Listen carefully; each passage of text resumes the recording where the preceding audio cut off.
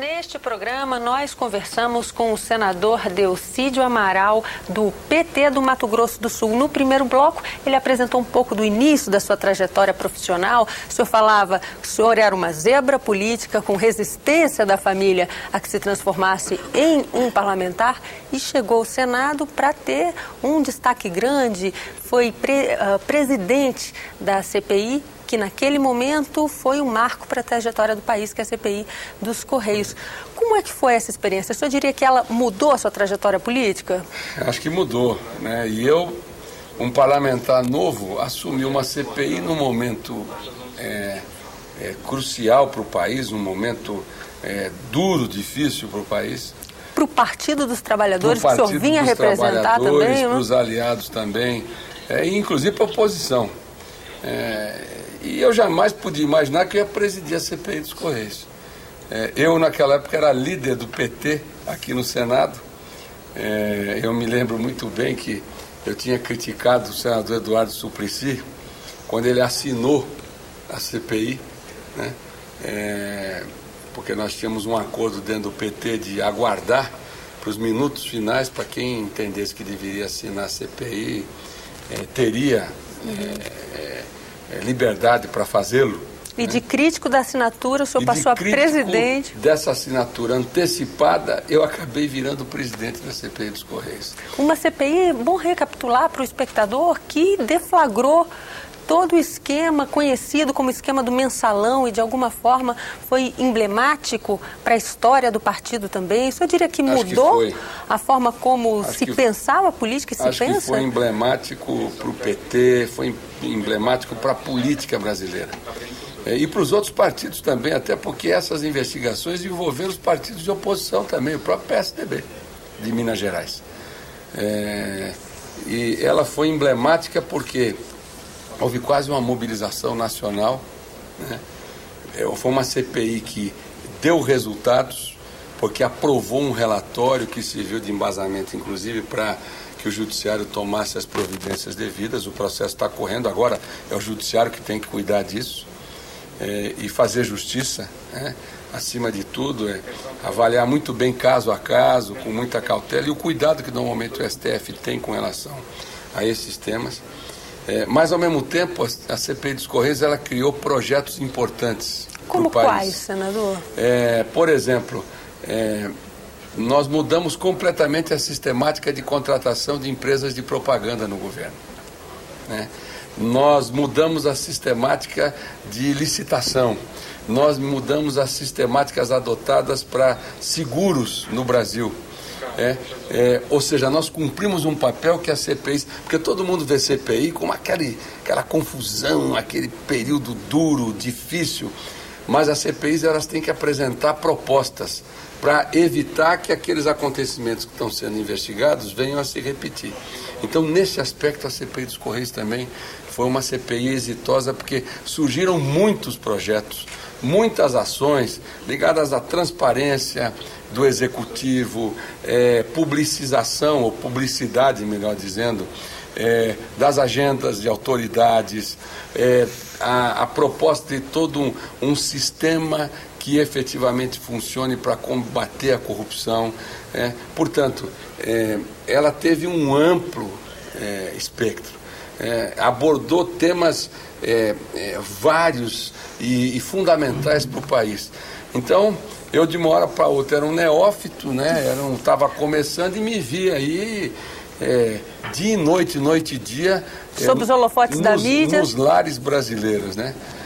E daí para relator do orçamento, que a gente diz uma função estratégica para o Congresso Nacional, para o Executivo, que é a votação, a discussão das contas que ele vai ser capaz de executar no ano seguinte. Essa vitória, vamos dizer, essa nomeação como relator, foi o teste de fogo? Acho que foi. Acho que muitas coisas, né? Eu fui líder do PT muito cedo e do Bloco de Apoio ao Governo. Com 2 anos eu era líder do PT, aqui no Senado. Depois veio a CPI dos Correios. Aí a relatoria do orçamento, né? Foi uma relatoria muito difícil, porque pela primeira vez o orçamento foi cortado. Hoje eu vejo a presidenta Dilma falar de corte, nós aprovamos um orçamento aqui em 2008 com cortes. Foi o primeiro orçamento produzido dentro do Congresso com cortes. Quer dizer, nós fomos pioneiros, mas não porque nós quiséssemos, porque veio uma crise internacional violenta em 2008, com reflexos em 2009, o Brasil cresceu praticamente zero, né? Em 2009, apesar de todas as medidas que foram tomadas pelo governo para mitigar os efeitos dessa crise internacional, mas foi um grande desafio. E uma grande lição para mim, eu aprendi muito, e não posso deixar de destacar aqui o presidente à época da Comissão de Orçamento, deputado Mendes Ribeiro, um camarada muito competente, eu não conhecia, como não conhecia o Osmar Serralho, que foi meu relator na CPI dos Correios, duas figuras belíssimas com as quais eu aprendi muito, acho que fizemos um bom trabalho, não só aqui no Congresso, mas também um bom trabalho para o Brasil. Senador, e dessas experiências que o senhor obteve no seu primeiro mandato como senador, o que fica como bandeira para este segundo mandato?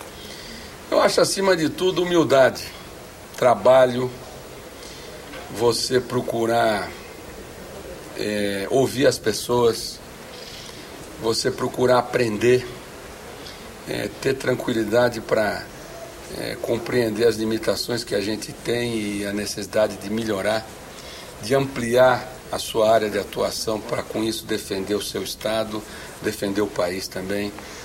Então, eu aprendi muito aqui no Senado, continuo aprendendo e procurar, acima de tudo, honrar o povo da minha terra, do Mato Grosso do Sul, da minha Corumbá, né? Honrar o povo brasileiro aqui, participando de grandes debates e apresentando projetos importantes. Quais são os projetos importantes e os grandes debates, na sua avaliação, hoje em pauta aqui no Senado?